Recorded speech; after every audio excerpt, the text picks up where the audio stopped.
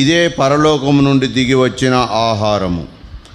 పితరులు మన్నాను తినియు చనిపోయినట్టు కాదు, ఈ ఆహారము తినువాడు ఎల్లప్పుడూ జీవించునని నిశ్చయముగా మీతో చెప్పుచున్నాను. సహాయం కోసం చిన్న ప్రార్థన లేఖించండి. కృపగల నా దేవా యేసు రాజా, నీ పాదములకు వందనాలు తండ్రి. గడిచిన కాలమంతా కాచి కాపాడి ప్రభా నాయన, మరి ఈ దినం ఈ రీతిగా సీయోనులో ప్రభా నాయన ఈ వాసులతో కలిసి ప్రభా నేను స్తుతించుటకు, నిన్ను ఆరాధించుటకు ప్రభా నాయన నీ విందుశాలకు వచ్చుటకు నాకు ఇచ్చిన కృపను బట్టి వందనాలు ప్రభా. నిలబడుతున్న నేను అయోగ్యుని బలహీనుని ప్రభా నాయన, నన్ను బలపరిచి ఆత్మీయంగా ప్రభా నాయన నీ మాటల్ని నీ పిల్లల ముందు కుమ్మరించే శక్తిని, బలాన్ని నాకు దయచేయమని, నీ సన్నిధిని ఇక్కడ ఉంచమని యేసునామని అడిగి వేడుకొంచున్నాం తండ్రి, ఆమేన్. గత దినాల్లో చదువుకుంటున్న దినాల్లో స్టూడెంట్గా ఉన్నప్పుడు సెల్ఫ్ గవర్నమెంట్ అని వచ్చేది. తెలుసు కదా మీ అందరికీ. సెల్ఫ్ గవర్నమెంట్ అంటే స్టూడెంట్సే టీచర్ లాగా ఆ రోజు ప్రవర్తించాలి. అవునా? తెలుసు కదా చాలా వరకు. మరి ఇప్పుడు కూడా ఉంది అది, సెల్ఫ్ గవర్నమెంట్ అని. ఆ టీచర్ లాగా ఆ స్టూడెంటు ఆ లెసన్ చెప్పాలి, అలాగే అతని బిహేవియర్ ఉండాలి, అతని కట్టు, అతని ప్రవర్తన, అతని మాట అదంతా కాపీ కొట్టాలన్నమాట. అయితే ఈ స్టూడెంట్స్ సంవత్సరం అంతా ఆ ఒరిజినల్ టీచర్ చెప్పే మాటలు విన్నాడు, ఆ 10 పాఠాలు విన్నాడు. 10వ పాఠానికి ఈ స్కూల్ ఎండింగ్లో ఈ సెల్ఫ్ గవర్నమెంట్ వస్తుంది.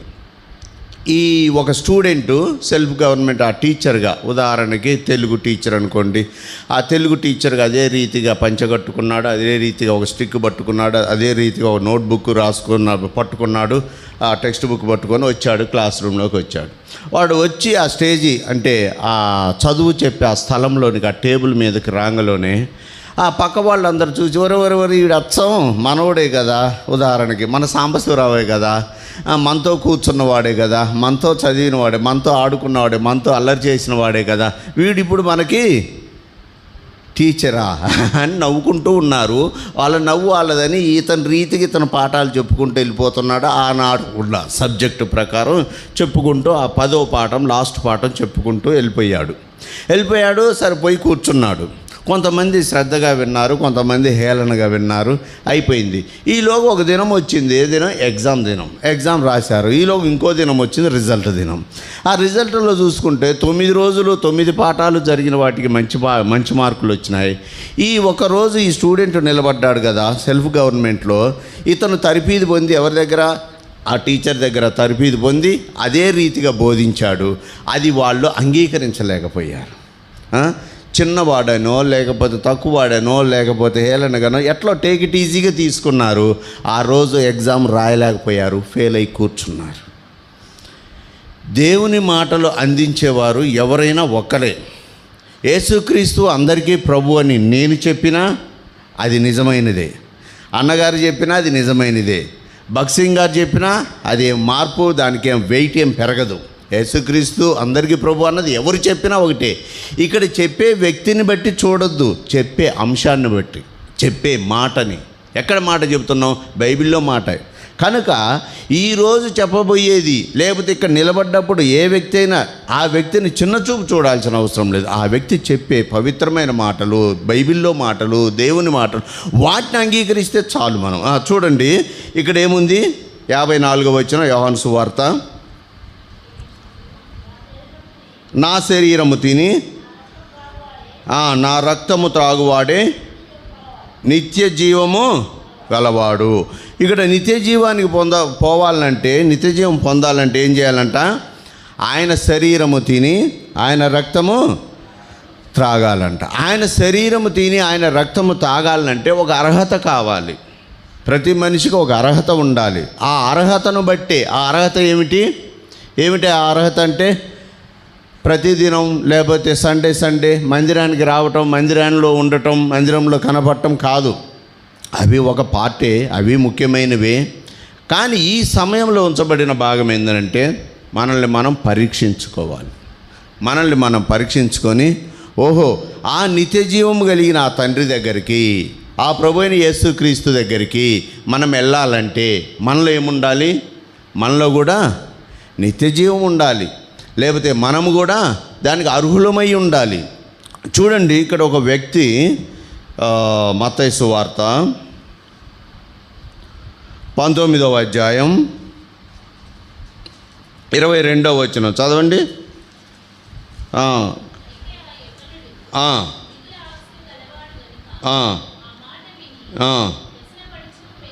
చాలు. అయితే ఆ యవనుడు మిగులు ఆస్తి గలవాడు కనుక ఆ మాట విని వ్యసనపడుచు వెళ్ళిపోయాను. ఇందాక ఏం చూసుకున్నాం?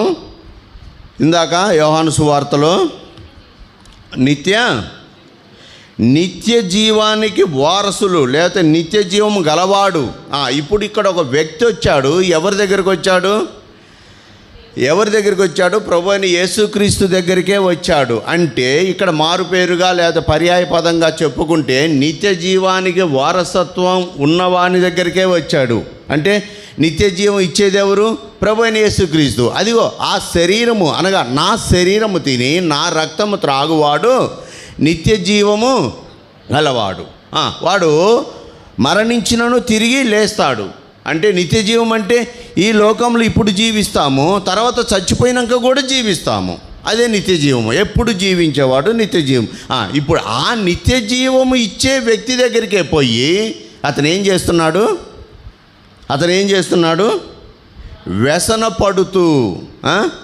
వ్యసనపడుతూ బాధపడుతూ వెళ్ళిపోతున్నాడు. ఇది ఎట్లుందంటే, మామిడికాయలు కొనుక్కుందామని మామిడి తోటకు పోయి తట్ట తీసిపోయాడు, బస్తా తీసిపోయాడు, డబ్బులు తీసిపోయాడు, అటు మోసుకురావడానికి కారు తీసిపోయాడు. కానీ మామిడికాయలు కొనకుండా ఎన్నిక్కి వచ్చాడు. ఎందుకు వచ్చాడు? ఒకటి మనం చూసుకుంటే, మన జీవితంలో ఎదురయ్యే చూసుకుంటే, ఒకటి ఆ మామిడికాయలన్నా నచ్చకపోవాలి, ఒకటి ఆ మామిడికాయలు కొనే ధనమన్నా మన దగ్గర లేకపోవాలి.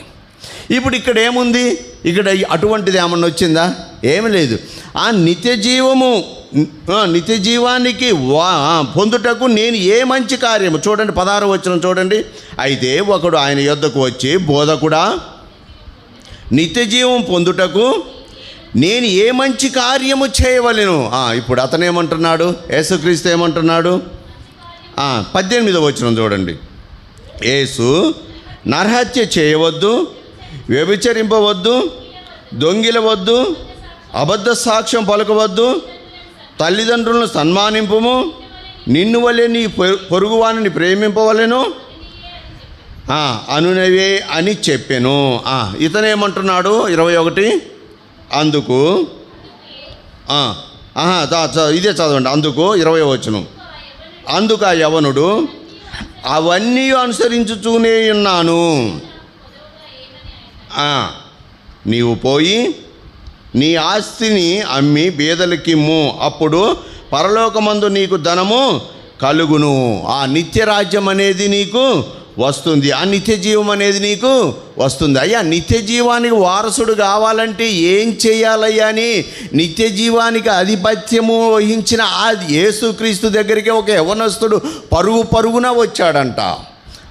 ఆతృతగా వచ్చాడంట, ఆరాటంగా వచ్చాడంట. అక్కడేదో దొరుకుద్ది, అది నాకు కావాలని వచ్చాడంట. కానీ యేసుక్రీస్తు ఆ మాటలు చెప్పినప్పుడు, అయ్యా ఇవన్నీ నేను చేస్తున్నాను, ఏవయ్యా ఈ మంచి కార్యములన్నీ నేను చేస్తున్నాను. ఎప్పటి నుంచి చేస్తున్నావయ్యా? వేరే అధ్యాయం రాయబడింది, చిన్నప్పటి నుంచి చేస్తున్నానయ్యా. చిన్నప్పటి నుంచి నేను మందిరంలోనే ఉంటున్నాను, చిన్నప్పటి నుంచి దైవ సేవకుని అంటియే ఉంటున్నాను, చిన్నప్పటి నుంచి నా భాగాలన్నీ ఇస్తూనే ఉన్నాను. కానీ ఇప్పుడు నాకేంది? అయ్యా నీకు ఒకటి కొదువుగా ఉన్నది. ఏమిటయ్యా అది? నీ ఆస్తి. నీ ఆస్తి నమ్మి పేదలకిచ్చి నువ్వు వచ్చి నన్ను వెంబడించు. అంటే నువ్వు వచ్చి నా నిత్యరాజ్యంలో ప్రవేశించు, నా నిత్య జీవంలో ప్రవేశించు. ఇప్పుడు ఆ డబ్బు ఉంటే ఏమవుతుందయ్యా? అయ్యా డబ్బుంటే అహం ఉంటుంది, డబ్బుంటే ఒక భేదం ఉంటుంది. అందుకని నువ్వు ఆ వ్యర్థమైనది అక్కడ పడేసి నువ్వు వచ్చి ఈ నిత్యరాజ్యము, నిత్య జీవం కోరుకుంటున్నావు కదా, దీంట్లో ప్రవేశించు, ఇది నీకు వస్తుంది అని ఆ దేవుడు చెప్పినప్పుడు, ఆ యేసుక్రీస్తు చెప్పినప్పుడు, ఇతను నిత్య జీవము కంటే ఆ లోక సంబంధమైన వాటిని ఎక్కువగా ప్రేమించిన వాడు కనుక వాటిని వదులుకోకుండా నిత్య జీవాన్ని వదులుకొని, నిత్య రాజ్యాన్ని వదులుకొని, నిత్యుడియగు తండ్రిని వదులుకొని ఇతను ఏం చేస్తున్నాడు? వ్యసన పడుతూ, ఏడుస్తూ, దుఃఖపడుతూ, బాధపడుతూ ఎక్కడికి వెళ్ళిపోయాడు? తిరిగి వెళ్ళిపోయాడు. ఇప్పుడు అతనికి ఏం కరువైంది? లోక సంబంధమైనవి అన్నీ ఉండొచ్చేమో, లోక సంబంధమైన సంపాదన ఉండొచ్చేమో, బంధుత్వం ఉండొచ్చేమో, ఉద్యోగం ఉండొచ్చేమో, లేకపోతే అనేకమైన కీర్తి, అనేకమైనవి ఉండొచ్చేమో, కానీ నిత్య జీవం అనేది లేదు. ఇప్పుడు వాడు చచ్చిపోతే ఏం చేయాలి? కాల్చేయాలి, బూడిద చేయాలి, భస్మం చేయాలి. ఇక వాడి పేరు ఏమైంది? ఇక ఉండదు, ఇక మర్చిపోవాల్సి వస్తుంది. ఇప్పుడు అదే నిత్య జీవము కలిగిన నీకు నాకు, నిత్య జీవానికి వారసులమైన నీకు నాకు, నిత్య జీవము ఉంటుంది అని ఆశించే మనకు చచ్చిపోయినా కూడా ఒక జీవం ఉంటుంది. అదే ఎవరి దగ్గర? ప్రభు అయిన యేసుక్రీస్తు దగ్గర. ఇందాక అనుకున్నాం కదా, ఆయన మనకి ఏమిస్తాడు? నిత్య జీవము, నిత్య కిరీటము, నిత్య స్థలము, నిత్య అధికారము, అవన్నీ ఇస్తాడు. ఇప్పుడు అటువంటి అతను కోల్పోయాడు. చూడండి, ఇదే లూకాసు వార్త 19వ అధ్యాయం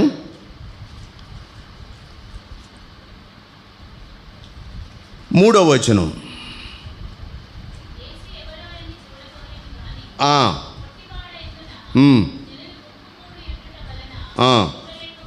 చాలు చూడండి, ఈ మొదటి వచనం చూడండి. ఆయన సంచరించుచు యెరికో పట్టణంలో ప్రవేశించి దాని గుండా పోవుచుండెను.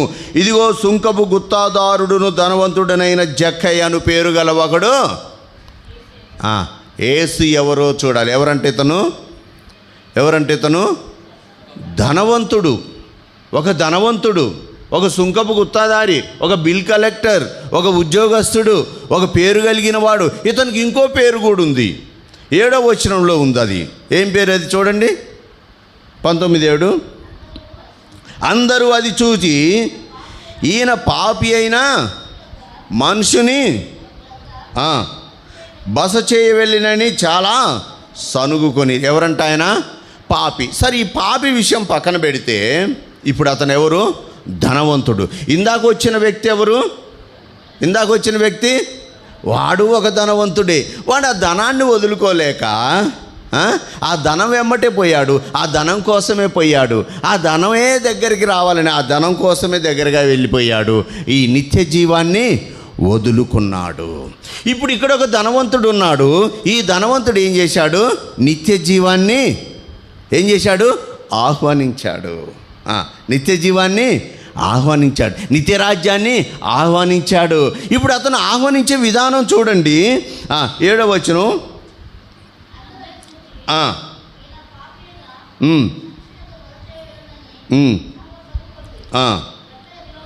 జక్కయ్య నిలబడి, ఇదిగో ప్రభువా, నా ఆస్తిలో సగము బీదలకిచ్చుచున్నాను. నేను ఎవని యొద్దైనను అన్యాయముగా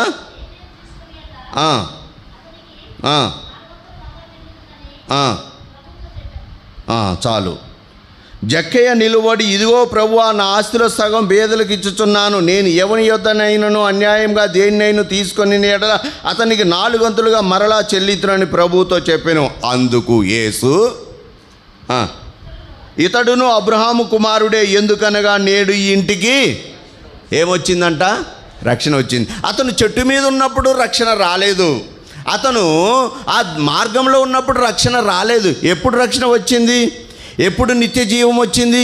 ఎప్పుడు పరలోక రాజ్యానికి వారసుడయ్యాడు? ఎప్పుడు అబ్రహాము రొమ్మున ఆనుకొనుటకు ఆ వారసుడయ్యాడు? ఎప్పుడు? నీది అమ్మి పేదలకు ఇచ్చేసేయి, నీ ఆస్తిని మొత్తం అమ్మి పేదలకు ఇచ్చేసేయి అంటే వాడు భయపడి వెళ్ళిపోయాడు. నీ నిత్య రాజ్యం వద్దు, నీ నిత్య జీవం వద్దు, నాకు ఈ లోక సంబంధమైన ఆ నిత్య జీవము, ఆ లోక సంబంధమైన ఆ నిత్య రాజ్యము నాకు చాలును అనుకున్నాడేమో. అతను వెళ్ళిపోయాడు దుఃఖపడుతూ. యేసుక్రీస్తు దగ్గరికి వచ్చి వెళ్ళిపోయిన దరిద్రుడంటే ఆడొక్కడని చెప్పొచ్చు. ఇప్పుడు ఈ జక్కయ్య కూడా ఒక ధనవంతుడే. ఈ జక్కయ్య కూడా డబ్బును ప్రేమించిన వాడే, ఈ జక్కయ్య కూడా డబ్బును సంపాదించిన వాడే. ఇప్పుడు అతను యేసుని చూడాలి, డబ్బుని చూడాలనుకోలేదు. డబ్బుని చూడాలనుకోలేదు, సంపదని చూడాలనుకోలేదు, బంధుత్వాన్ని చూడాలనుకోలేదు. వాటన్నిటిని వదిలిపెట్టి యేసుని చూడాలని ఒక మేడి చెట్టు ఎక్కాడు. మేడి చెట్టు ఎక్కినప్పుడు యేసు ఆ రీతిగా ఆ సమయంలో అక్కడికి వచ్చి, జక్కయ్య త్వరగా దిగిరా. జక్కయ్య త్వరగా దిగి వచ్చాడు. యేసుని ఏం చేశాడు?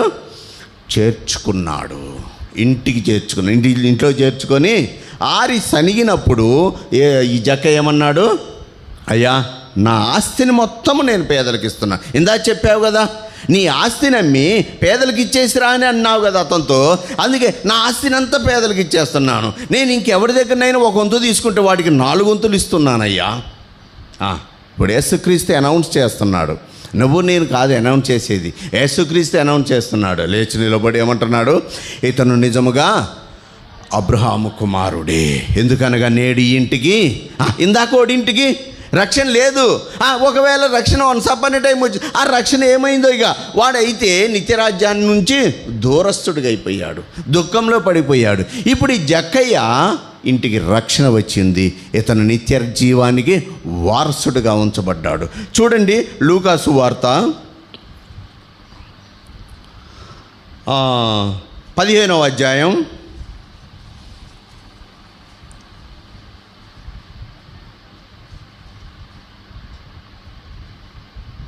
28వ వచనం.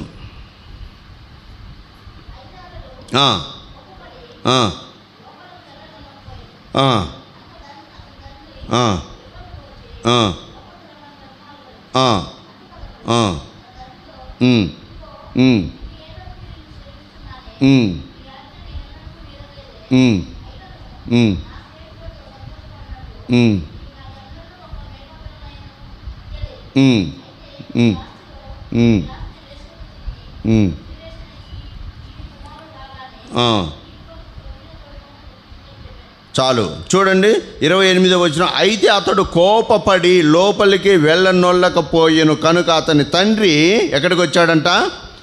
వెలుపలికి వచ్చి లోపలికి రమ్మని ఏం చేస్తున్నాడు? బతిమిలాడుకొనుచున్నాడు. ఎవరి వ్యక్తి? తప్పిపోయిన కుమారుడి అన్న. తప్పిపోయిన కుమారుడు స్టోరీ మనకి ఎక్కడి నుంచి? 15వ వచనం నుంచి చాలా వరకు, ఎంత, ఒక 23, 24, 25 వరకు, లేకపోతే 26 వరకు కంఠస్థం అయి ఉండొచ్చు బహుశా. ఈ పదం ఎక్కడిది అని మనం ఓరల్గా చెబితే చెప్పగలుగుతారు, ఇది తప్పిపోయిన కుమారుడి స్టోరీలో. ఇంకెక్కడానంటే లూకాసు వార్త 15వ అధ్యాయంలో అని. ఇప్పుడు అతనికి ఒక అన్నున్నాడు, అతను కూడా వెలుగులోనే ఉన్నాడు, కానీ అతన్ని మనం మరుగున పెడతాం, అతని గురించి పెద్దగా మాట్లాడుకోపోవచ్చు. చూడండి ఇప్పుడు అతను ఏం చేస్తున్నాడంట? కోప్పడుతున్నాడంట. అయితే అతడు కోప్పడి లోపలికి వెళ్ళనొల్లక పోయెను. ఎందుకు లోపలికి వెళ్ళలేకపోతున్నాడు? ఎందుకు అసలు కోప్పడుతున్నాడు? ఈ తప్పిపోయిన కుమారుడు వన్స్ అపాన్ ఏ టైం తన ఆస్తిలో సగభాగం తనకి ఇవ్వమని ఆ ఆస్తిని మూటగట్టుకొని దూర ప్రాంతానికి పోయి ఏం చేశాడు? దుర్వ్యాపారము చేసి వేశ్యలతో తిరిగి జూదాలాడి మందు దాగి డబ్బును ఆగమాగం చేసుకొని ఇతని చేసిన పని వల్ల కీడు వచ్చి ఆ ఊర్లో కరువు వచ్చి పందుల దొడ్లోకి పోయి అక్కడ పొట్టుని ఆశించి ఆ పొట్టు కూడా దొరక్క బుద్ధి వచ్చి లేచి తండ్రి ఇంటికి వచ్చి ఎదురు చూస్తున్న ఆ తండ్రి సంతోషంతో ఒక వాద్యము, ఒక విందు, ఒక సంతోషకరమైన వాతావరణాన్ని సృష్టించి ఏర్పాటు చేసి ఆడ పెడితే ఇప్పుడు ఏం చేయాలి? ఇతను కూడా ఆ సంతోషంలో జాయిన్ కావాలి, పాలు పంపులు కలిగి ఉండాలి. ఇప్పుడు ఆ సంతోషకరమైన ఆ విందుశాలలోకి ఇతను వెళ్ళాలి, ఇతను ప్రవేశించాలి. ఓ నా తమ్ముడు వచ్చాడా, ఓ నా భాగం వచ్చిందా, ఓ లేకపోతే నాకు అండ వచ్చిందా, లేకపోతే నాకు కుడి పార్శ్వం వచ్చిందా, లేకపోతే నాకు కుడి భుజం వచ్చిందా, ఇది ఎంతో సంతోషం, నేను ఎంతగానో ఎదురు చూస్తున్నాను అని తన సహోదరుని ప్రేమించిన వాడై ఆ సంతోషకరమైన వాతావరణంలోనికి వెళ్ళాలి. అది కాక తన పని ముగించుకొని, తన వ్యవసాయ పని ముగించుకొని ఆ వ్యవసాయ ఇన్స్ట్రుమెంట్స్లన్నీ ఆడ పడేసి ఈ వాద్యము, ఈ శబ్దము, ఈ సందడి, ఈ ఆరాటము ఇవి పనివాడిని పిలిచి ఏం జరుగుతుందిరా బాబేడా, ఇలా నీ తమ్ముడు తిరిగి వచ్చాడు, అందుకని నీ తండ్రి పెద్ద విందు చేశాడు, పెద్ద మేకలను కోసా, పెద్ద గొర్రెలను కోసాడు, అనేకమైన పెద్దలను పిలిచాడు, బంధువులను పిలిచాడు. అందుకే నాట్యము, అందుకే వాద్యము, అందుకే ఈ సంతోషకరమైన వాతావరణం అన్నప్పుడు వీడి మనసులో మాత్రము దుఃఖం ఉంది, వీడికి మాత్రము ఒక బాధ ఉంది. ఎందుకుందో అన్నది తర్వాత విషయం. అదంతా చెప్పుకోవాలంటే చాలా కాలం పట్టుద్ది, చాలా సమయం పట్టుద్ది. ఇప్పుడు అందు నిమిత్తం ఇతను ఎక్కడికి వెళ్ళాడు? ఇంట్లోకి రాకుండా బయటికి వెళ్ళిపోయాడు. బయటికి వెళ్ళిపోయినప్పుడు తండ్రి చూశాడు. తండ్రి చూసి ఏం చేశాడు? పెద్ద కుమారుణ్ణి ఇంట్లోకి రప్పించు నిమిత్తమే ఇతను ఏం చేశాడు? ఆ సంతోషకరమైన వాతావరణము, ఆ పెద్దల సమూహము, ఆ విందుశాలను వదులుకొని ఈ కుమారుడి కోసము ఈ తండ్రి కూడా ఏం చేశాడు? బయట నిలబడ్డాడు. బయట అంటే రోడ్డు మీద అంటే ఎండలో. ఎటువంటి పరిస్థితి? ఎటువంటి క్లిష్ట పరిస్థితిలో ఉండుంటారు, దుఃఖ సమయంలో దుఃఖ పరిస్థితిలో ఉండుంటారు అక్కడ. అటువంటి పరిస్థితి ఎవరు చేశారు? పెద్ద కుమారుడు చేశాడు. ఎందుకన్న తర్వాత విషయం. అతనికి ఈర్ష్య కావచ్చు, ఓరవలేనితనమే కావచ్చు, అతని మీద కోపమే కావచ్చు. ఎటువంటి పరిస్థితుల్లో ఆ సంతోషకరమైన సందడిలో ఇతను కూడా ఉండకుండా తండ్రిని బాధ పెట్టిన వాడిగా ఉన్నాడు, తండ్రిని కూడా బయటికి ఇచ్చిన వాడిగా ఉన్నాడు, తండ్రిని కూడా బయట పెట్టిన వాడిగా ఉన్నాడు. ఇప్పుడు వీళ్ళిద్దరూ బయట ఆ గోడ పక్కన పోయి మాట్లాడుకుంటున్నారు. మయ్యగా రారా, నేను రాను, మయ్యగా రారా, నేను రాను. ఈలోగా ఈ వచ్చిన వాళ్ళు ఏం చేస్తున్నారు? అరే మనం తిందాం, మనం తాగుదాం, మనం ఎంజాయ్ చేద్దాం అనుకుంటారా? అనుకోరు. అరే ఇక్కడ ప్రధాని ఏడి, ఇక్కడ మంచివాడేడి, ఇక్కడ పెద్దవాడేడి, ఇక్కడ తండ్రి ఏడి, ఇప్పుడే పెద్దవాడు వచ్చాడు కదా వాడేడి, అరే అక్కడున్నారు, అరే వాళ్ళు ఏదో మాట్లాడుకుంటున్నారు, అరే వాళ్ళు ఏదో గొడవ పడుతున్నారు, అరే వాళ్ళు ఏదో అశాంతిగా ఉన్నారు. ఈ వచ్చిన వాళ్ళల్లో కూడా ఏముంది? అశాంతి ఉంది. వచ్చిన వాళ్ళలో కూడా ఉంది ఏముంది? ఒక దుఃఖం ఉంది. ఒక పెళ్ళికి పిలువబడ్డారు, ఆ పెళ్ళిలో తల్లిదండ్రులు బాధపడుతుంటే మిగతా వాళ్ళకి ఎలా ఉంటుంది? వాళ్ళు కూడా బాధపడాల్సి వస్తుంది, వాళ్ళు కూడా సఫిషియెంట్గా తినలేరు. అటువంటి పరిస్థితి. ఆ చిన్న కుమారుడు వచ్చినప్పుడు పెద్ద కుమారుడు సృష్టించిన ఒక కార్యక్రమం. వాడు నిత్య రాజ్యానికి, నిత్య జీవానికి వారసుడు కాదు.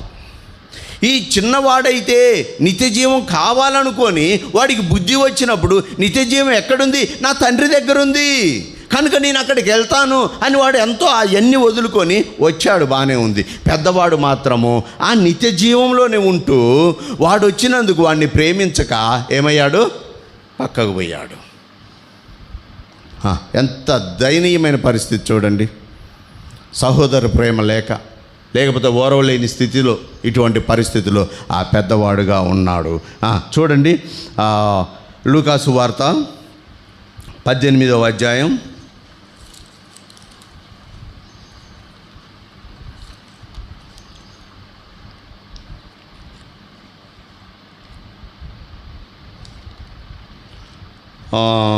10వ వచనం చదవండి.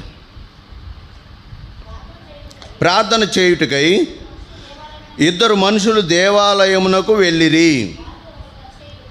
వారిలో ఒకరు పరిసయ్యుడు, ఒకడు సుంకరి. 2 వ్యక్తులు ఉన్నారంట. ఆ 2 వ్యక్తులు ఎవరు? ఇప్పుడు ఇందాక చూసిన వ్యక్తి ఎవరు? మొట్టమొదటి వ్యక్తి పరిగెత్తుకుంటూ యేసుక్రీస్తు దగ్గరకు వచ్చిన వ్యక్తి ఎవరు? చిన్నప్పటి నుంచి యేసుక్రీస్తు నియమించిన నిబంధనలన్నీ పాటించేవాడే. వాడేమి క్రైస్తవుడు కాకపోడు, లేకపోతే అన్యుడు కాదు, దేవుణ్ణి ఎరుగని వాడు కాదు, దేవుడితో ఉండినవాడే, ప్రతిదినము మందిరానికి వచ్చేవాడే, ప్రతిదినం అవన్నీ చేస్తున్నవాడే. వాడు నిత్య జీవానికి దూరస్తుడిగా ఉన్నాడు. తర్వాత ఇందాక ఇంకొక పెద్ద వ్యక్తి వచ్చాడు, పెద్ద కుమారుడు వచ్చాడు. వాడు కూడా తండ్రి ఇంట్లో ఉన్నవాడే, నిత్య జీవము కలిగిన ఇంట్లో ఉన్నవాడే. వాడు నిత్య జీవాన్ని చేతులారా పోగొట్టుకున్నాడు. ఇప్పుడు 2 వ్యక్తులు ఎక్కడికి వచ్చారు? దేవాలయంలోనికి వచ్చారు, మందిరంలోనికి వచ్చారు, చర్చిలోనికి వచ్చారు. ఎందుకు వచ్చారు? ప్రార్థన చేయ నిమిత్తమే వచ్చారు. ప్రార్థన ఎందుకు చేయాలి? అక్కడ దేవుడు ఉన్నాడు. ఆ దేవుడు ఉంటే ఆ దేవుడికి మన మొరలు చెప్పుకుంటే ఆ దేవుడు మన మొరల్ని, మన బాధల్ని, మన సమస్యలన్నీ తీరుస్తాడని వాళ్ళు ఎంతో ఆసక్తిగా పనులన్నీ బంద్ చేసుకొని వచ్చారు. బాగానే ఉంది. ఎవరెవరు వాళ్ళు? పరిసయ్యుడు, సుంకరి. 2 ప్రార్థన చేస్తున్నారు. ముందుగా పరిసయ్యుడు చేస్తున్నాడు. చూడండి 11వ వచనం చదవండి. పరిసయ్యుడు నిలవబడి దేవా ఆ, ఆ, ఆ,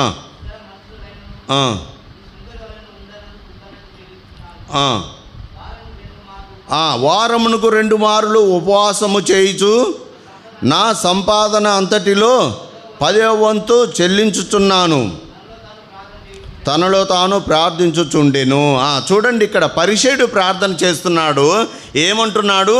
నేను నా అంటూ నేను చోరులను, అన్యాయస్తులను, వ్యభిచారులనైన ఇతర మనుషుల వలెనను ఈ సుంకరి వలెనైనను ఉండనందుకు నీకు కృతజ్ఞతాస్తుతులు.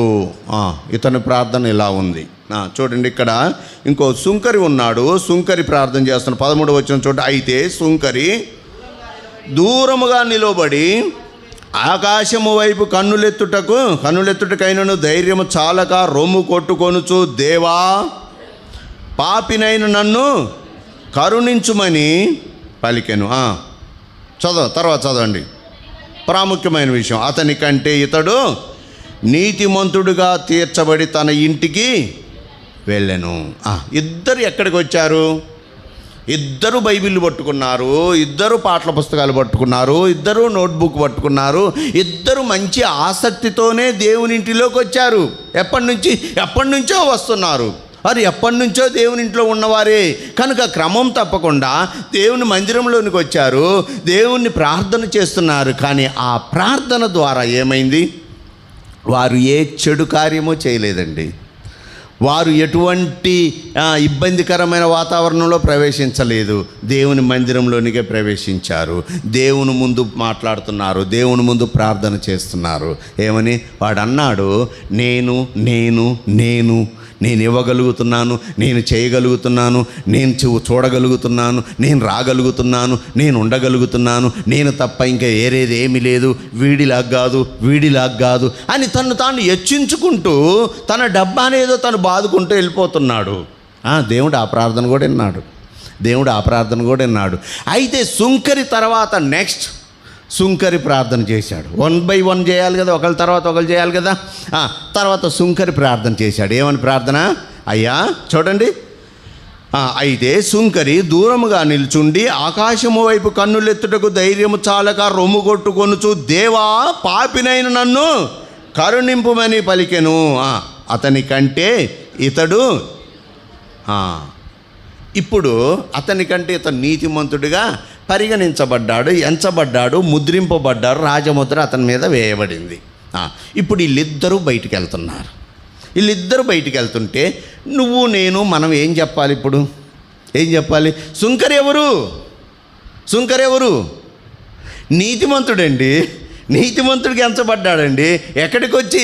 మందిరంలోనికి వచ్చి తన ప్రార్థన వల్ల, తన బిహేవియర్ వల్ల, తన మాటల వల్ల, తన చేష్టల వల్ల, తన కార్యం వల్ల, తన సమర్పణ వల్ల ఏం చేస్తున్నాడు? నేను పాపిని, నేను దుర్మార్గుణ్ణి, నేను దుష్టుణ్ణి, నేను నీ ఇంటికి ఇవ్వలేకపోతున్నాను, నేను నీ ఇంటికి తేలేకపోతున్నాను, నేను నీ ఇంటికి రాలేకపోతున్నాను, నేను నీ పని చేయలేకపోతున్నాను, నేను అన్నిట్లో తక్కువ వాడిగా ఉన్నాను, దయచేసి నన్ను హెచ్చించు, దయచేసి నాకు సహాయం చేయి, నా గుప్పెట్లు నింపు, నేను నీ ఇంటికి తీసుకొచ్చే భాగ్యాన్ని దయచేయి, నీవు నా మీద ఉంచిన ఆశ ప్రకారము, ఆలోచన ప్రకారము, నీవు నన్ను ఆశీర్వదించిన ఆశీర్వాదం ప్రకారము నేను నీ ఇంట్లో ఆ గుప్పెళ్ళు విప్పలేకపోతున్నాను, నీ ధనాన్ని దొంగిలించేవాడిగా ఉన్నాను, కనుక నన్ను క్షమించు. ఎటువైపు చూడలేక? ఆకాశము వైపు చూడలేక, దేవుని ముఖదర్శనం చూడలేక, దేవుని వైపు చూడలేక అతను మొరపెడుతున్నాడు. నేల వైపు చూస్తున్నాడు, అతను పాద సన్నిధి వైపు చూస్తున్నాడు, అతను రోదంతో మొత్తుకుంటున్నాడు. ఆ ప్రార్థన ఏమైంది? నీతిగా ఎంచబడింది. అతను నీతిమంతుడిగా ఉంచబడ్డాడు, నీతిమంతుడిగా ముద్రించబడ్డాడు. ఇప్పుడు ఈ పరిసయ్యుడు మాత్రము ఏమయ్యాడు? అనీతిమంతుడిగా ఎంచబడ్డాడు. దేవుని మందిరంలోనికి ఇద్దరు ఎలాగొచ్చారు? ఇద్దరు మంచివారిగా వచ్చి ఉండొచ్చు, ఇద్దరు నీతిమంతులుగా వచ్చి ఉండొచ్చు, ఇద్దరు దేవుని భక్తులుగా వచ్చి ఉండొచ్చు. కూర్చున్నారు, ప్రార్థన చేశారు. ఒకటి ప్రార్థన వల్ల, ఒకటి చూపు వల్ల, ఒకటి ప్రవర్తన వల్ల ఏమయ్యాడు? అనీతిమంతుడయ్యాడు. ఇప్పుడు అనీతిమంతుడనే ముద్రని వేసుకొని అతను ఎక్కడి నుంచి వెళ్తున్నాడు? దేవుని ఇంటిగా నుంచే, దేవుని ఇంట్లోంచే, దేవుని సన్నిధిలో నుంచే మన బిహేవియర్ లోనికి వచ్చినప్పుడు రక్షింపబడిన వారిగానే వస్తాము. ఎందుకంటే కలువరి శిలువలో యేసుక్రీస్తు మన కోసం కార్చిన రక్తము వృధా కాదు. ఆ రక్తము మన పాపాలని కడిగివేసింది, మనల్ని క్షమించాడు. మనం ఇప్పుడు పరిశుద్ధులము. దేవా నేను పాపిని అని చెప్పుకోవటానికి కరెక్ట్ అయినది కాదు. ఇతను చెప్పుకుంటున్నాడు. లేదు పేతురు కూడా వన్స్ అపాన్ ఏ టైం పాపాత్మునైన నా దగ్గర నువ్వు ఉండొద్దు, నన్ను విడిచి వెళ్ళిపో. ఎందుకంటే ఇప్పుడు నేను మిర్యాలగూడ నుంచి వచ్చాను. మిర్యాలగూడ నుంచి వస్తూ ఒకడు కారుకు అడ్డం వచ్చాడు. మిర్యాలగూడెంలో ప్రార్థన చేసుకొని, అయ్యా నీ సన్నిధి నాకుంచు, నేను క్షేమంగా జియోను చేరుటకు నాకు సహాయం చెయ్యి, నీ సన్నిధి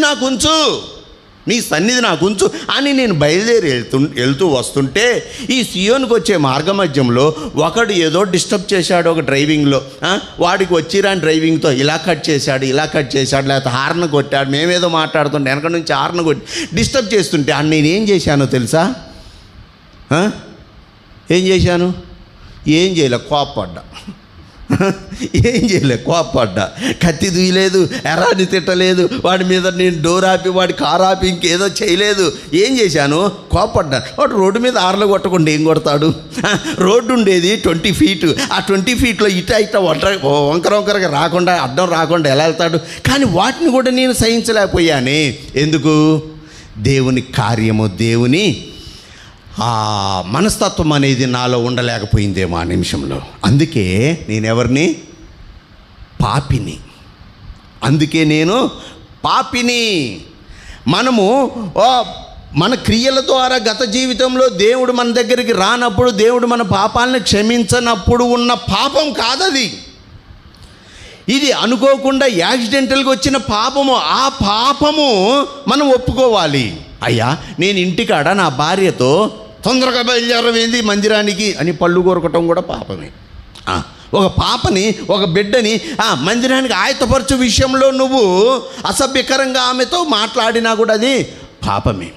ఇప్పుడు ఆ పాపము నుండి నువ్వు విడిపింపబడాలంటే అదిగో ఆ నిత్యరాజ్యానికి వారసత్వం వహించిన ఆ దేవుని దగ్గరికి నువ్వు వెళ్ళాలి. ఆ రక్తంలో, ఆ మాంసంలో నువ్వు చేయాలంటే ఆ పాపంతో నువ్వు అక్కడికి వెళ్ళకూడదు. అయ్యా నన్ను క్షమించు. ఎక్కడయ్యా? నీ మందిరంలో ఉన్నానయ్యా, నేను పాపాత్ముని. నా ఇంటికాడ, నా నైబర్స్ దగ్గర, నా కొలీగ్స్ దగ్గర, నా చుట్టాల దగ్గర, నా వాళ్ళ దగ్గర, నా స్ట్రీట్లలో, నా ఇంటి వాళ్ళే అనుకుంటాను, నా ఇంట్లో నేను కొంత నీకు హేయకరంగా జీవించిన సమయం ఉంది. నీ మందిరంలో హేయకరంగా జీవించిన సమయం ఉంది. నీ దైవ సేవకుడి దగ్గర, నీ పిల్లల దగ్గర, నీ సంఘస్థుల దగ్గర కొంత నేను తప్పుగా మాట్లాడాను, తప్పుగా ప్రవర్తించాను, విషపు చూపు చూశానయ్యా, ఓరవలేని తనంతో ఉన్నానయ్యా. అందుకని నన్ను క్షమించి నీ రొట్టెలో చేయి వేసే భాగ్యం నాకు ఇవ్వు. ఇగో నిత్యరాజ్యానికి, నిత్య జీవానికి వారసత్వం అనుగ్రహించే సమయం. అతను అంటున్నాడు అన్నీ వదిలిపెట్టు. అయ్యా నేను అన్నీ వదిలిపెడుతున్నాను. ఇప్పుడు ఇదిగో నేను అన్నీ వదిలిపెడుతాను. ఎవరెవరి మీద అయితే కోపడ్డానో, ఎవరెవరినైతే నేను తిట్టానో, ఎవరెవరినైతే నేను దూషించానో, ఎవరెవరినైతే నేను అసభ్యంగా చిన్న చూపు చూశానో అవన్నీ నేను వదిలిపెడుతున్నాను. అంటే నా పొగరే కావచ్చు, నా కోపమే కావచ్చు, నా అహంకారమే కావచ్చు, నాలో ఉన్న చెడు స్వభావాన్ని అంతా వదిలిపెట్టి, నా పాపాలన్నీ వదిలిపెట్టి నీ బల్ల దగ్గరకు వస్తున్నాను. నీ బల్ల తీసుకునే అవకాశము, అదృష్టము నాకు దయచేయి. చూడండి ఇక్కడ పరిసయ్యుడు అనీతిమంతుడుగా బయటికి వెళ్ళాడు, సుంకరి నీతిమంతుడుగా. ఇప్పుడు నువ్వు నేను నీతిమంతులముగా ఆ బల్ల దగ్గరికి వెళ్ళాలి. చూడండి ఇక్కడ ఇంకో మాట చూసుకుందాం. ఇదే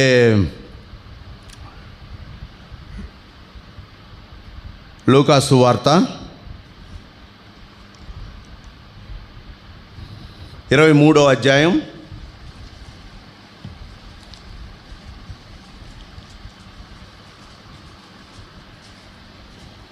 39వ వచనం చదవండి. లూకాసు వార్త 23:39. వ్రేలాడవేయబడిన నేరస్తుల్లో ఒకడు ఆయనను దూషించుచు, నీవు క్రీస్తువు కదా, నిన్ను నీవు రక్షించుకొనుము, మమ్మును కూడా రక్షించుమని చెప్పెను. అయితే రెండోవాడు వానిని గద్దించి, నీవు అదే శిక్షావిధిలో ఉన్నావు కనుక దేవునికి భయపడవా. చూడండి ఇక్కడ కూడా ఎవరున్నారు? ఇక్కడ కూడా ఒక ఇద్దరు ఉన్నారు. దాని నుంచి గమనిస్తున్నారు కదా, ఇద్దరు వ్యక్తులను చూపెడుతున్నాము. ఒకడేమో చెడ్డోడు, ఒకడేమో మంచోడు. మనం ఎలా ఉండాలన్నది తర్వాత చూద్దాం. ఇప్పుడు ఇక్కడ ఇద్దరు వ్యక్తులు ఎక్కడున్నారు? దేవునికి అతి సమీపంగా ఉన్నారు. ఎవరా దేవుడు? క్షమించే దేవుడు, కృప చూపే దేవుడు, రక్షించే దేవుడు, శాశ్వతమైన దేవుడు, నిత్య రాజ్యాన్ని అనుగ్రహించే దేవుడు. అసలు అక్కడికి ఎందుకు వెళ్ళాడు దేవుడు? దేవుడు అక్కడికి ఎందుకు వెళ్ళాడు? అసలు దేవుడు ఇక్కడికి ఎందుకు వచ్చాడు? దేవుడు ఇక్కడికి ఎందుకు వచ్చాడు? ఈ భూలోకానికి ఎందుకు వచ్చాడు దేవుడు? పాపులను రక్షించుటకు క్రీస్తు యేసు ఈ లోకమునికి వచ్చాడు కదా. జక్కయ్య ఇంటికి ఎందుకు పోయాడు? 7వ వచనంలో జక్కయ్య ఇంటికి ఎందుకు పోయాడు? 7వ వచనం ఏముంది? పాపి అయిన ఈ మనుషుని ఇంట బస చేయవెళ్ళెను. ఎవరయ్యా వెళ్ళింది? యేసుక్రీస్తు. మరి యేసుక్రీస్తు ఈ భూలోకానికి వచ్చింది ఎందుకయ్యా? పాపులను రక్షించడానికే కదా. ఆ పాపి ఎరుకోలో ఉన్నాడు కదా. ఆ ఎరుకోలో ఉన్నవాడు జక్కయ్య కదా. ఆ జక్కయ్య పాపాత్ముడు కదా. కానీ వాడింటికి వెళ్ళక పరిశుద్ధుడు అయిన నీ ఇంటికి వెళ్తాడా? ఒకనొక సందర్భంలో యేసుక్రీస్తు కూడా అంటాడు కదా, రోగులకే వైద్యుడు అవసరము కానీ ఆరోగ్యవంతులకు. మరి అట్లనే పాపుల కోసం వచ్చిన ఆయన పాపుల కోసము జక్కయ్య ఇంటికి పోకపోతే పరిశుద్ధుల కోసం పోతాడా? ఇప్పుడు ఆ ఇద్దరు వ్యక్తులు అక్కడ వేలాడబడుతున్నారు. వారెవరు? పాపాత్ములే. వారు కూడా పాపులే. కనుక వారిని రక్షించు నిమిత్తము,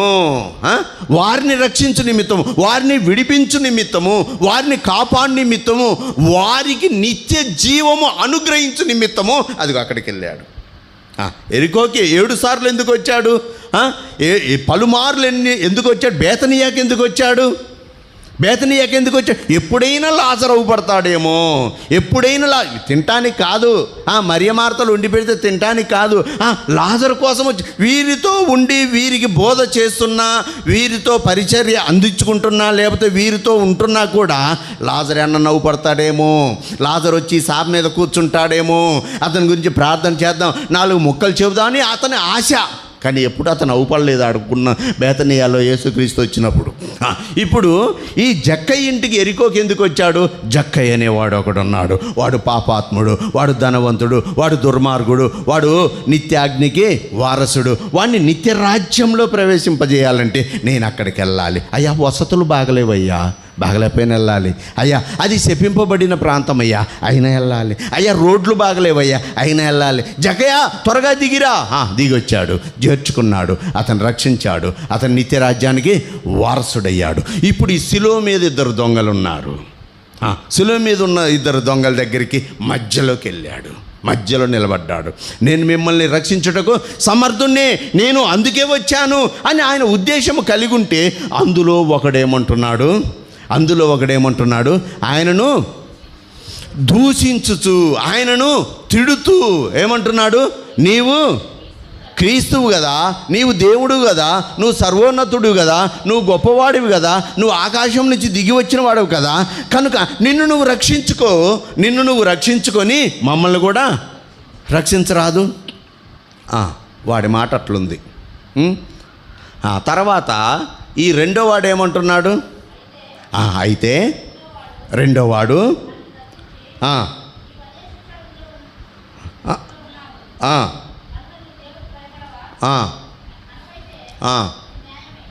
చాలు, మనకైతే ఇది న్యాయమే. ఏదయ్యా ఈ శిక్ష న్యాయమే, ఈ మరణ శిక్ష మనకు న్యాయమే, ఈ ఉమివేయబట్టం న్యాయమే, ఈ కొరడాలు న్యాయమే, ఈ దెబ్బలు న్యాయమే. కానీ ఆయన కరెక్ట్ కాదు, ఆయనకు న్యాయమైనవి కాదు. ఆయన మన కోసం అవన్నీ భరిస్తున్నాడు. పైపెచ్చు ఒక లాజిక్ కలిగిన మాట ఒకటి ఉంది. నీవు ఆయన ఒకే శిక్షలో ఉన్నావు కనుక నువ్వు ఆయనకు భయపడవా? అబ్బో ఈ మాట బట్టి నేను చాలాసార్లు నేను ఒంటరిగా ఉన్నప్పుడు చాలా ధ్యానంలోకి వెళ్ళిపోయా. నిజమే కదా. ఇప్పుడు ఈ దొంగ అనుకుంటున్నాడు, మొదటి దొంగ, నాకు మరణ శిక్ష, నాకు శిలువ శిక్ష, నాకు 3 మేకులే, ఆయనకి 3 మేకులే. ఆయనకేమన్నా పెద్దోడని గొప్పోడని 4 మేకులు పెట్టారా? పెట్టలేదు కదా. ఇంకేమన్నా ఎక్కువ చేశారా? లేదు. నాకదే ఉరితాడు, ఆయనకదే ఉరితాడు, నాకదే శిక్ష, ఆయనకదే శిక్ష, నాకదే లాఠీ, ఆయనకదే లాఠీ. ఇప్పుడు మన భాషలోకి వస్తే, మన సొసైటీలోకి వస్తే, నువ్వు నేను ఒకే కారులో ఉన్నాము, నువ్వు నేను ఒకే చోట తింటున్నాము, నువ్వు నేను ఒకే భూమి మీద ఉన్నామని అందరము ఒకటి కాదు. ఎందుకు? దైవసేవకుడు దైవసేవకుడే, ఇవాంజలిస్టే, బిలీవరే, పాపి. ఎవరికి వారు కేటాయించబడి ఉంటుంది. ఇప్పుడు అదే అతను అంటున్నాడు, ఇప్పుడు నువ్వు అతను ఒకే శిక్షలో ఉన్నందుకు అతనికి నువ్వు భయపడవా? దేవునికి భయపడవా? దేవునికి భయపడాలి. తర్వాత ఏమంటున్నాడు తండ్రి?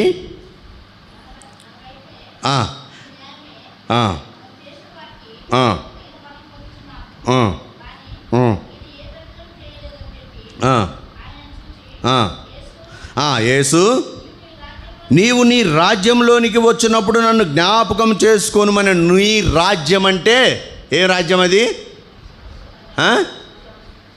ఏం రాజ్యం అది? నిత్య జీవపు రాజ్యం, నిత్య జీవము. ఆ రాజ్యంలోకి నువ్వు వెళ్తావు. ఎప్పుడు వెళ్తావు? ఇప్పుడే వెళ్తావు. ఆ రాజ్యంలోకి నువ్వు వెళ్ళినప్పుడు నన్ను జ్ఞాపకం చేసుకో. అప్పుడు యేసుక్రీస్తు ఏమంటున్నా, ఎప్పుడు ఎందుకు, ఇప్పుడే పోదాం పద ఇద్దరం, ఇప్పుడే వెళ్దాం పద. ఇప్పుడే నువ్వు ఆ నిత్యరాజ్యంలో నేనుండు స్థలంలో నీవు ఉండులాగా నేను ఏర్పాటు చేస్తాను. ఎందుకయ్యా? ఎందుకు నన్ను ఏర్పాటు చేస్తావు? నీ పాపాలు నువ్వు ఒప్పుకున్నావు. నీ పాపాలు నువ్వు ఒప్పుకున్నావు. మొదటి వాడి సంగతి ఏంటయ్యా? వాడు ఒప్పుకోలేదు. మరి వాడిని ఏం చేద్దాం? కటిక చీకటిగల బిలంలోనికి నెట్టివేద్దాం. ఎవరి కోసమో ఏర్పాటు చేయబడిన ఆ పాతాళ లోకంలో పడవేద్దాం. ఎవరి కోసం అంటే ఏర్పాటు చేయబడింది? అపవాదికిని దాని దూతలకు ఏర్పాటు చేయబడింది. మన కోసం, మనిషి కోసం కాదు. ఇప్పుడు అటువంటి స్థలంలోనికి ఈ పాపాత్ముల్ని, దుర్మార్గుల్ని, నిత్యరాజ్యానికి, నిత్య జీవానికి దూరస్తులుగా ఎవరైతే ఉన్నారో వారందరినీ దాంట్లో వేయాలి. అక్కడ ఏడుపును పళ్ళు గొరుకులు ఉంటుంది.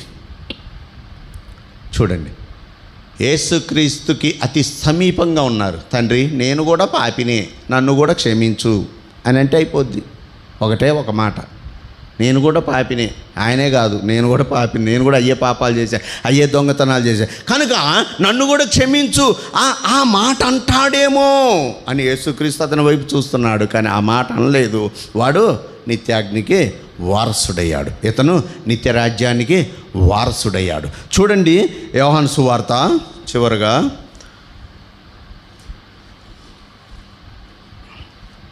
యోహాను సువార్త 12వ అధ్యాయం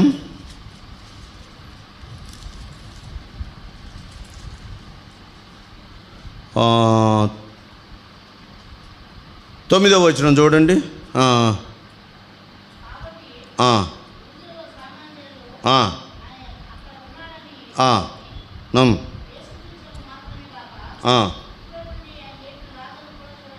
చాలు. ఇక్కడ 2వ లైన్లో చూడండి, యేసును చూచుటకు మాత్రమే కాక మృతులలో నుండి ఆయన లేపిన లాజరును కూడా చూడవచ్చిరి. చివరగా కొద్దిగా శ్రద్ధగా వినండి. యేసుక్రీస్తు అంట ఎక్కడికి వచ్చాడు? ఒక ప్రాంతానికి వచ్చాడు, ఒక ఏరియాకి వచ్చాడు. ఎందుకు వచ్చి ఉంటాడు యేసుక్రీస్తు? ఇందాక చెప్పాం కదా, పాపులు ఎవరైనా దొరుకుతారేమో అని గాలిస్తున్నాడు. పాపాత్ములు ఎవరైనా ఉన్నారేమో, మారతారేమో అని వారికి బోధ చేస్తున్నాడు. బోధ చేస్తుంటే గ్రామస్తులు విని ఏం చేశారు?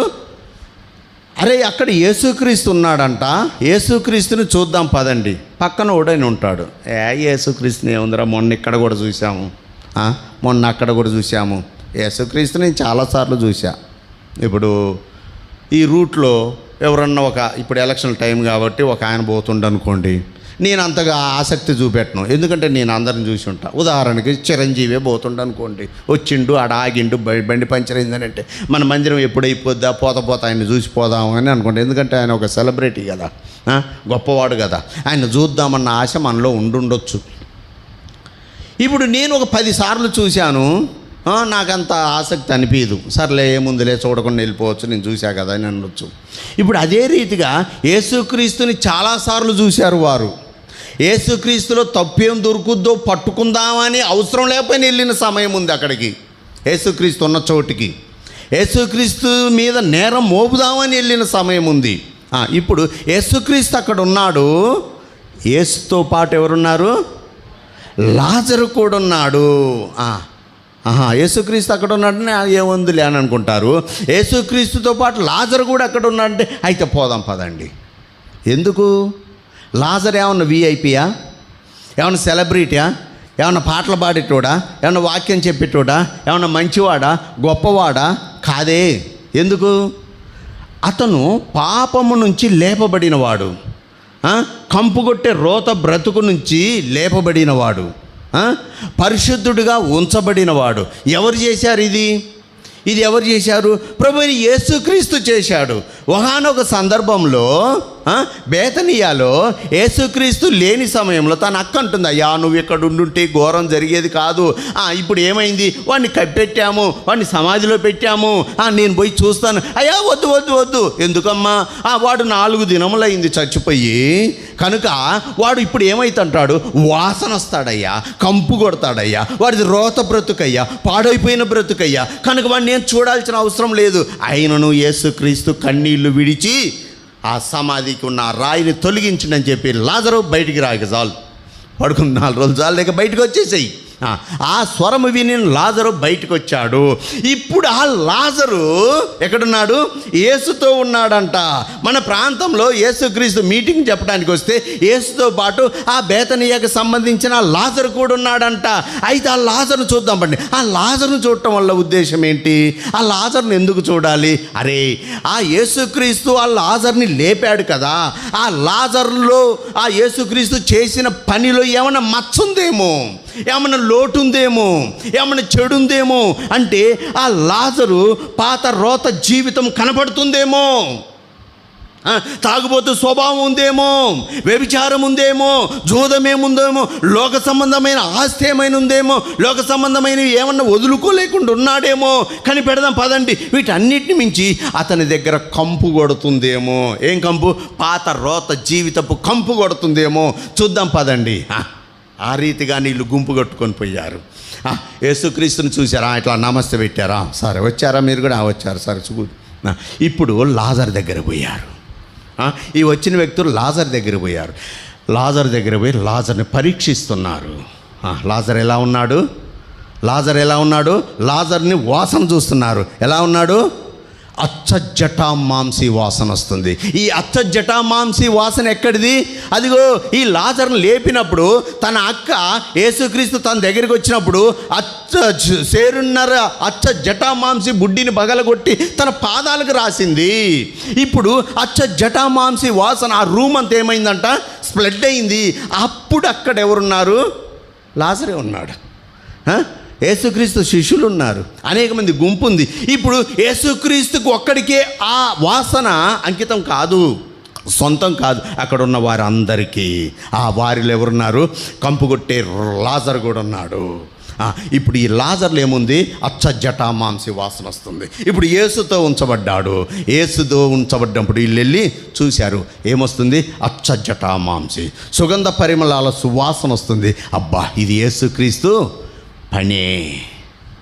ఎవరిని చూసి? లాజర్ని చూసి. అనేక మంది ఏం చేశారు? యేసును బట్టి కాక అని రాయవలేదులే కానీ యేసును బట్టి కాక ఈ లాజర్ను బట్టి ఏం చేశారు? యేసుని రాళ్లతో కొట్టారా? ఈ లాజర్ను బట్టి యేసు యందు విశ్వాసం ఉంచారు. ఎవరిని బట్టి? లాజర్ను బట్టి, యేసును బట్టి కాదు. అలాని యేసు తక్కువ అన్నది మాట రావద్దేడా. ఈ లాజర్ను బట్టి, అంటే దేవుణ్ణి ఎత్తిపట్టేవాడివి, దేవుణ్ణి చూపెట్టేవాడివి, దేవుణ్ణి గణపరిచేవాడివి నువ్వు నేను మనమై ఉండాలి. ఇందా కారోడు అడ్డం వచ్చిండు అన్నా కదా, వాడిని దిగి కొట్టుంటే నువ్వు ఎక్కడికి పోతున్నావు బాబు అనేటోళ్ళు నన్ను. అయ్యా నేను పలాని సియోను ప్రార్థనా మందిరం, ఛీ నీ ఎవరో నీ బతుకో నీ దేవుని సరలే అని దేవుని దూషించేవారు. నేను వాడిని ఏమనకుండా నా దారిలో నేను వచ్చాను, నా పనిలో నేనున్నాను. ఇప్పుడు అదే రోత బ్రతుకుంటుంటే, రోత వాసన ఉంటుంటే దేవుడు కూడా అన్స్టెర్ల్ అయ్యేవాడు. కనుక నీ జీవితం నా జీవితం ఎలా ఉండాలి? కడగబడినదై ఉండాలి. యేసు రక్తపు వాసన, సుగంధ పరిమళాల వాసన, అచ్చ జటామాంసి వాసన. గ్రహించారుగా చివరిలో ఎవరు? ఆ వ్యక్తులు, ఇద్దరు వ్యక్తులు. ఎవరు వారు? పెద్దవాడు ఏం చేశాడు? తండ్రినే బయటికి ఇచ్చాడు, దేవుణ్ణే బయటికి ఇచ్చాడు. రోడ్డున పడేసిన సమయము, విందుశాలలో పాలు పంపులు కలిగి ఉండకుండా ఆ రీతిగా జక్కయ్య, ఆ రీతిగా అదిగో యేసు దగ్గరికి వచ్చి ఎనిక్కి వెళ్ళిపోయిన వాడు, ఆ రీతిగా చాలామంది ఉన్నారు. వారిలా కాకుండా దేవుని వైపు చూసేవారినిగా అతి సమీపంగా ఉన్నాడు శిలువ మీద దొంగ. క్షమించటానికి సిద్ధంగా ఉన్నాడు దేవుడు కూడా, కానీ అతను క్షమించబడలేదు. క్షమించబడ్డాడు ఒక వ్యక్తి, నిత్యరాజ్యానికి వారసుడయ్యాడు. దేవుడి మాటలు దీవించుగాక.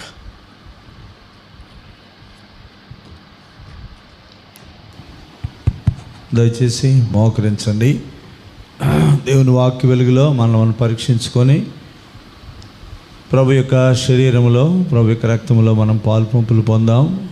కొన్ని క్షణాలు మనము ఏ రీతిగా జీవిస్తున్నాం, ప్రభు ఇచ్చిన అవకాశాన్ని ఎలాగూ సద్వినియోగపరుచుకుంటున్నామా, దుర్వినియోగపరుచుకుంటున్నామా? ఆ ధనవంతుడైన యవనస్తుడు నిత్య జీవమును పొందలేకపోయాడు. తన ఆస్తిని ప్రేమించాడు, దాన్ని బట్టి తాను పోగొట్టుకున్నాడు. ధనవంతుడైన జక్కయ్య తన ఆస్తిని పోగొట్టుకున్నాడు, నిత్య జీవాన్ని సంపాదించుకున్నాడు. తప్పైన కుమారుడు తన జీవితం అంతట్లో నష్టపోయినాడు, కానీ పశ్చాత్తాపడ్డాడు గనుక నిత్య జీవమును పొందగలిగాడు. తప్పైన కుమారుడు యొక్క సహోదరుడు మరి అనేక సంవత్సరాలుగా తండ్రింట్లో ఉన్నా కూడా అసూయ చేత తన తండ్రి సంతోషంలో పాలు పొందలేక ఆ జీవమును పొందలేకపోయాడు. అలాగే మనం చూస్తూ వచ్చినాం,